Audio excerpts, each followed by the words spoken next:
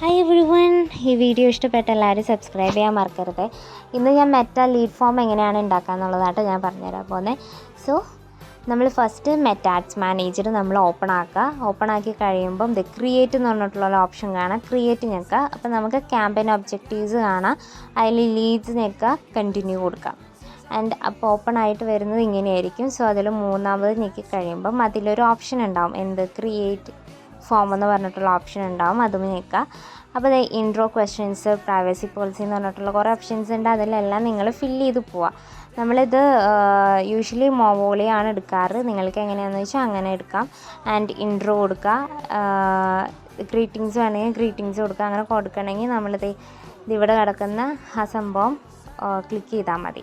അത് കഴിഞ്ഞിട്ട് ഹെഡ്ലൈൻ കൊടുക്കണമെങ്കിൽ ഹെഡ്ലൈൻ കൊടുക്കുക. ഹെഡ്ലൈൻ കൊടുക്കുമ്പോൾ അവിടെ എങ്ങനെ കാണിക്കുക എന്നുള്ളത് ഇപ്പോഴത്തെ സൈഡിൽ കാണിക്കും.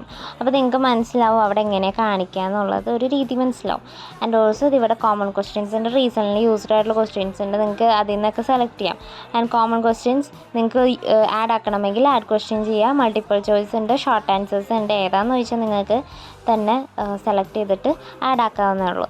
അപ്പം ഫോം ക്രിയേറ്റ് ചെയ്യാൻ ഇത്രേ ഉള്ളൂ. ഇത് യൂസ്ഫുൾ ആയെങ്കിൽ സബ്സ്ക്രൈബ് ചെയ്യുക, ഷെയർ ചെയ്യുക, കമൻറ്റ് ചെയ്യുക. Okay, thank you.